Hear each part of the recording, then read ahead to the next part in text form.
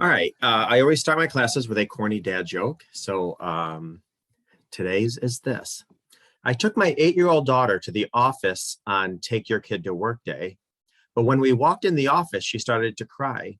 As concerned staff gathered around, one of them asked her what was wrong.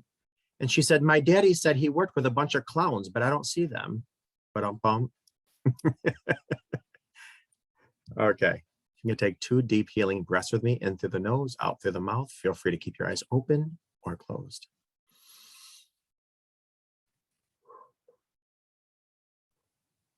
One more time. Healing air in, dysfunction, toxicity, pain out.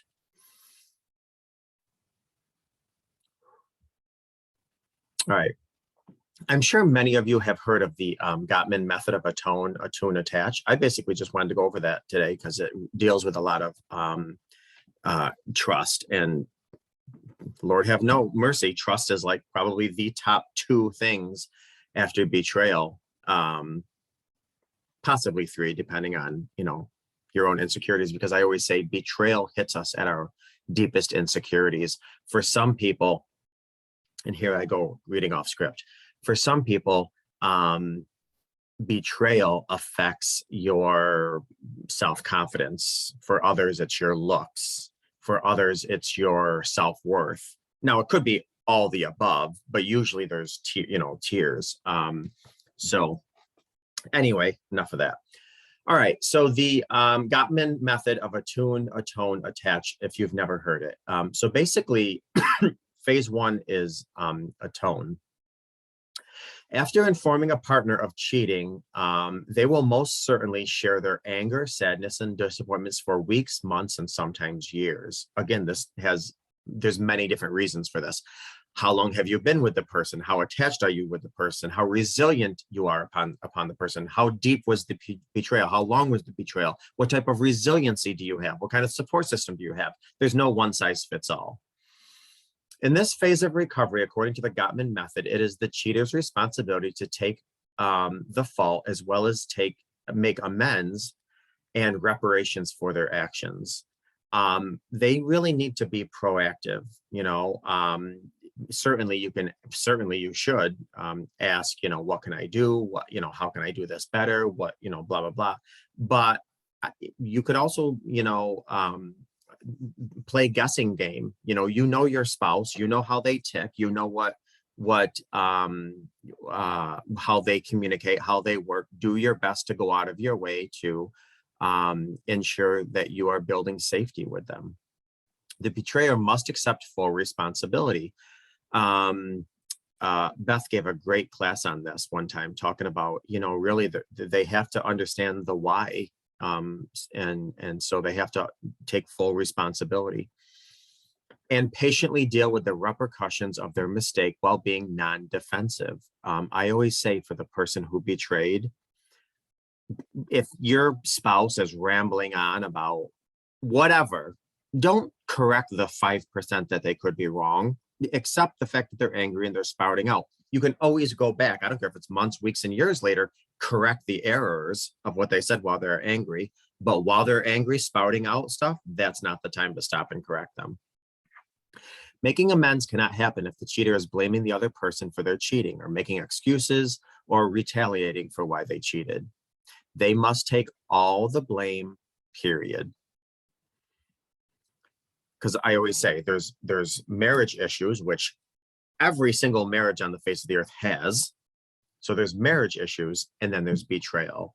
So they're 2 different things. The partner who was betrayed will have the trust issues and will be triggered often. They'll bring up the cheating often. In this phase, the betrayed partner will sometimes get really caught up in their hurt and angry, and it's understandable. So, if you're watching this and you're the betrayed, you're not crazy, you're hurt and angry. And keep in mind, anger is the bodyguard to sadness. So if you really want to get down to your hurt, fear, frustration, anger, it's sadness.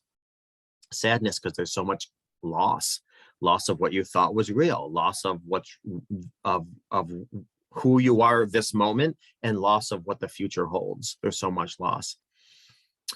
This can be the hardest phase to get through, and certainly a stressful period. The everyday reminders of cheating and the verbal lashes can make it seem as if things will never get better, and the threats of getting a divorce can become routine. If you are still with the person that betrayed, or if they're still in the house, or if you're rebuilding and you want to show them this class, it might give them some helpful tips and techniques on how best to help heal the broken trust that they've committed. Now, if you're the betrayer watching this class, hopefully this gives you some things of, what to expect and things like that. Also to let you know that you're not crazy no matter what you're going through. So either way, if you're the wayward spouse or the betrayed spouse, this class should be applicable. The cheating may come up in every argument or disagreement, and sometimes leveraged to win or get ahead in any argument or altercation, even for things that are unrelated to the affair. I mean, it could almost, I don't want to say become a joke, but, it's like, do the dishes because then you bring up the affair partner, or what have you. Now, I'm going to tell you something. At the beginning stages, I can't even blame you if you do this. But when you're months and months and months and maybe even years out, it's if you want them to bring their 2.0 self to the table, you got to bring your 2.0 self to the table as well. Anyways, that can go on for a while until both parties apply techniques and methods, etc., to their recovery journey. One such method that I was talking to you about is the Gottman Trust Revival Method. Although the cheater should take all the blame, Gottman does insist that the person who was betrayed has a pivotal role as well, and that they must be open to forgiveness. Now, I already know you're shutting down my class, or you sat up a little straight. Now, notice I didn't say to forgive. I just said open to forgiveness. So not immediately forgive. No, that wouldn't even be healthy. Just open to it. That's all. If the cheater is putting in the effort to make up for their wrongdoing, the wounded partner should be willing to, if not willing to, if you're not there yet, want to be willing to. How about that? You can tell yourself, I am not even near there, and I don't blame you, but you can say, at some point, I want to be willing, as Debbie calls those, I think, bridges. So get it all on the table. In order for the wounded partner to accept and move past what happened, they must get all the answers to why it happened in the first place. The cheater must be transparent about why it happened with that particular person or persons, and give the details of where and how it happened. The details are more of the title of the story, not the story itself. This can be extremely uncomfortable for a conversation. Providing full disclosure will lead to a lot of agonies, but it is definitely necessary so the hurt partner can hopefully be able to forgive the person who broke trust.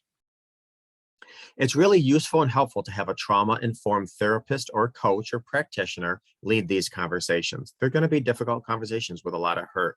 And there's a lot in the background, like, a trauma-informed person is going to really try to ensure you have a support system, a wraparound service after, say, a disclosure letter, because you're going to need, hell, you might even need a ride home or a ride in somebody's car because you can't, or what have you, because, after a disclosure letter, you could really be numb.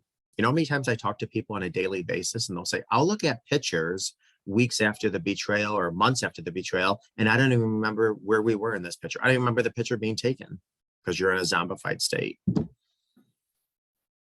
Having an actual talk about working together to better the relationship is much more pleasant and productive when you're not at each other's throats. It's vital that both partners understand why the cheating happened, and a professional can help expedite the process. And not only just expedite the process, but really have it a thorough process. You don't want to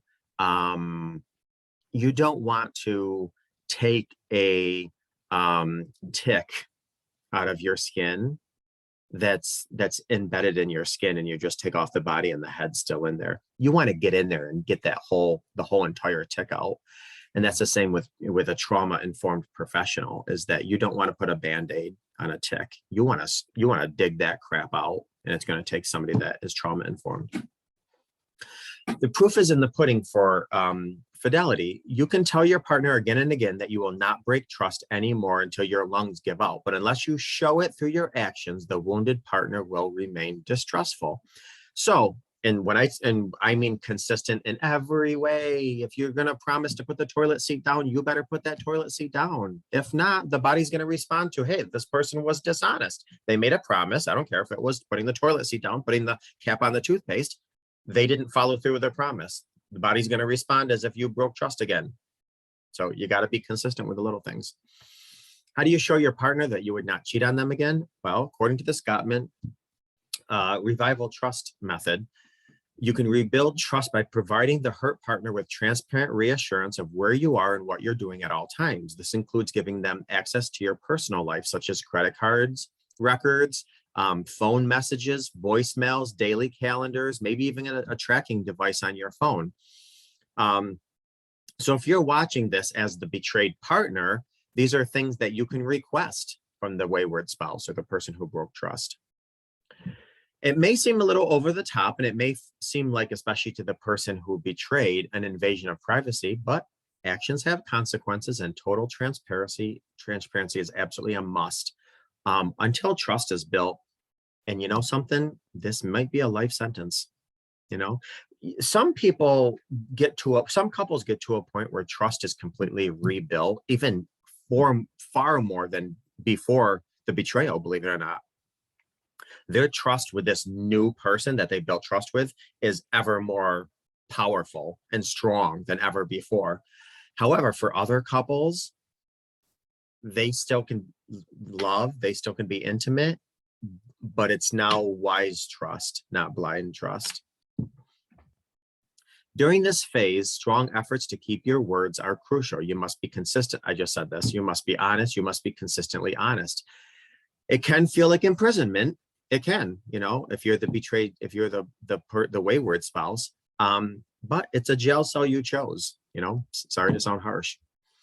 The wounded partner really must feel a sense of security that the affair would not happen again and receive constant proof of their partner being faithful. The partner who cheated must sacrifice some of their privacy and activities, whatever they are. If you used to go out for a drink with your coworkers afterwards, or whatever the case is, you have to take a pause with that. You have to take a step back with that for a while until trust is rebuilt. And I'm sorry, it might be, like I said, for the duration of your relationship, your life. Hopefully not, but it's a possibility. Again, the hurt partner must be open to forgiveness and be patient with the partner, as they won't be perfect in every area all the time. Absolutely, if you are the betrayed spouse, you got to have your boundaries, you got to have your protocol, your rules, your expectations, and you need to hold firm to them. Having said that, keep in mind, we're human, we're fallible.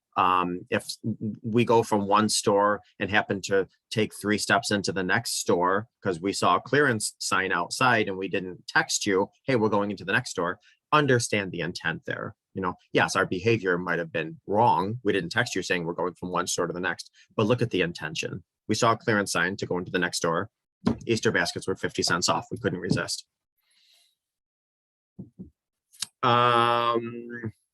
Keep in mind, like I said, no, you know, wayward spouses are not perfect. They if they're doing the work, they are doing their best to change their behavior. Okay, number 2, attune. In this phase of the revival method, after couples can possibly reach some forgiveness, the focus turns to building a new relationship. Both partners must understand that there were some needs that were not getting met and problems with the old relationship. Now, I hate digressing because I'm wasting so much time. Hopefully I'm not wasting your time. Hopefully I'm giving you valuable information while I digress. But there are relationship problems, absolutely, that could add some salt and pepper onto the betrayal. But the decision 1000% was on the wayward spouse. They need to come up with and do some digging to say why they decided to cheat or stray. Like I said, you had nothing to do with it. Your marriage problems had nothing to do with it. Now, your marriage problems could have added a little bit of added stress onto the already anxiety or stress that led them to whatever.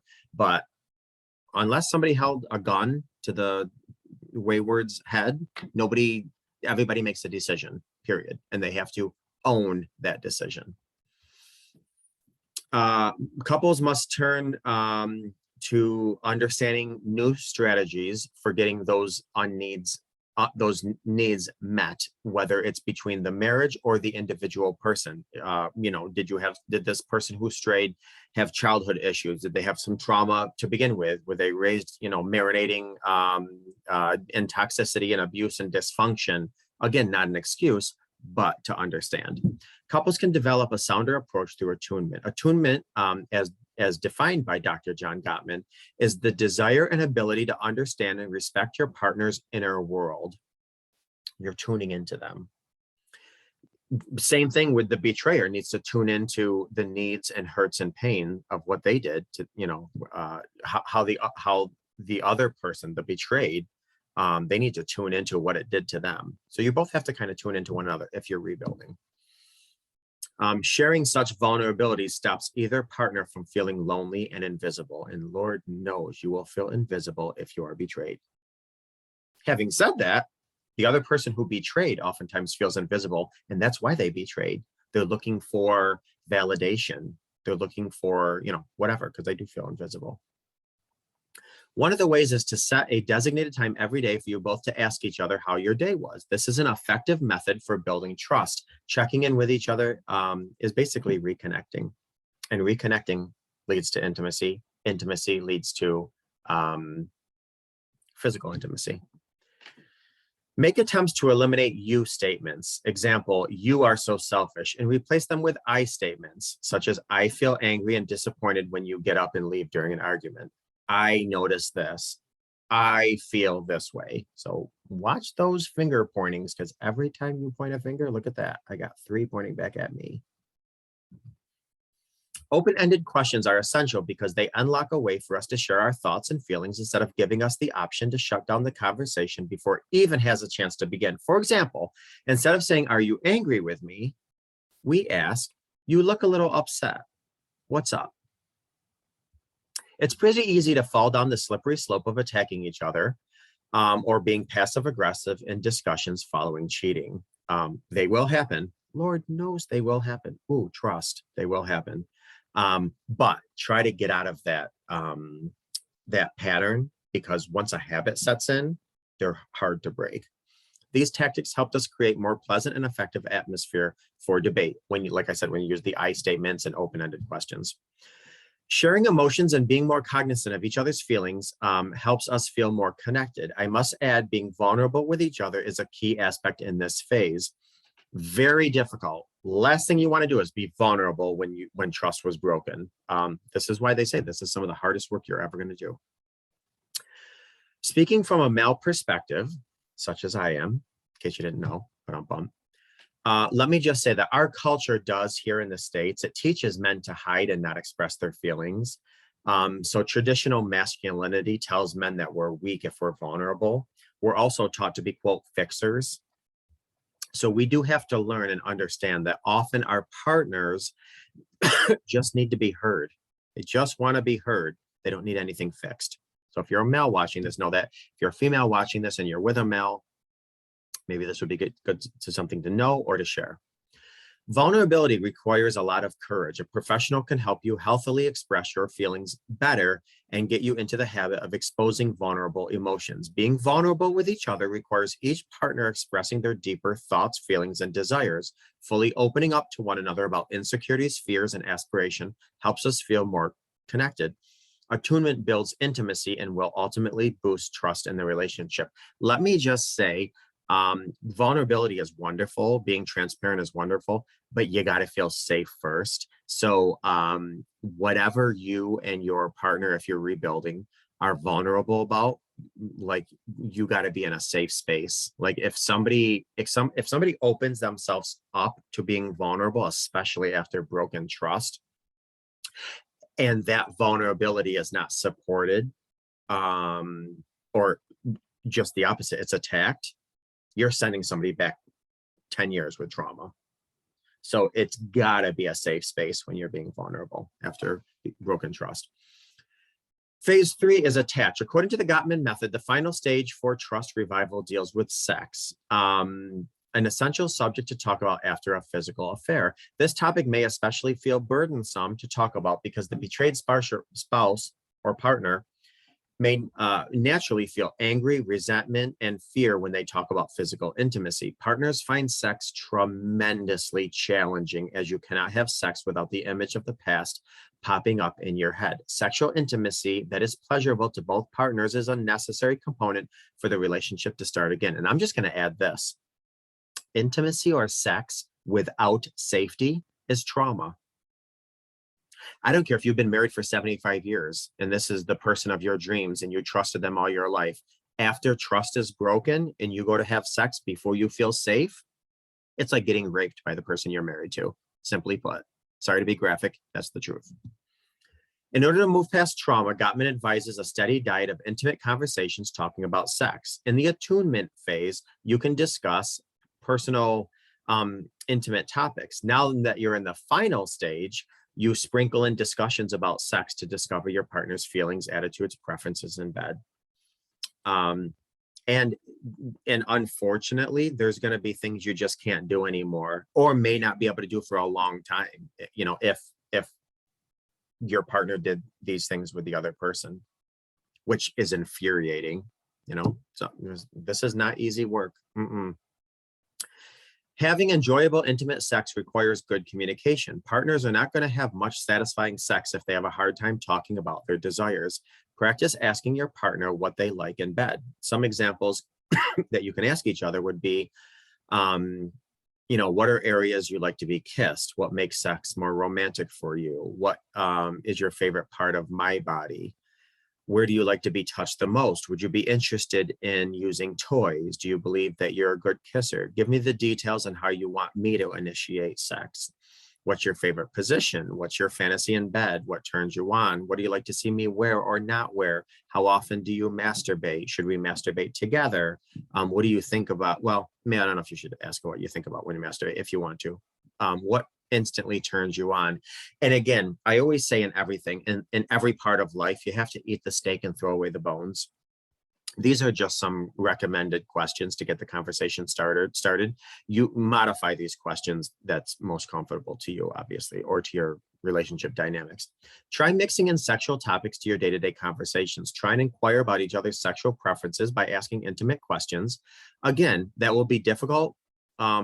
About this phase, this is difficult because sex is triggers. I mean, there's going to be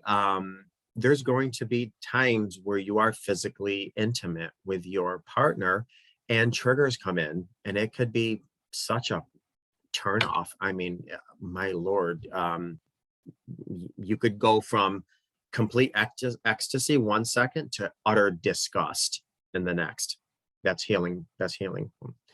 Gottman's approach can be helpful because these conversations can slowly mend and deepen your emotional connection. Try and have fun, lighthearted talks about everything from your day to your sexual preferences and everything in between. This is building intimacy. Here's to restoring relationships after affair. So best of luck to everybody. I just want to say our society perceives cheating as a simple lack of discipline or a moral ethics in the face of some sexual temptation. But the actual research shows that the majority of affairs are not caused by lust or anything like that. If a relationship is strong and each partner is getting their needs met, there's very little to no temptation for lust of the outside, for anything outside.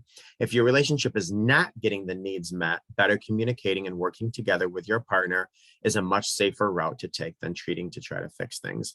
So again, and actually what this does is goes to show you it has nothing to do with the fact that, you know, maybe you look like you're 150 years old, maybe you put on some weight, maybe this, maybe that.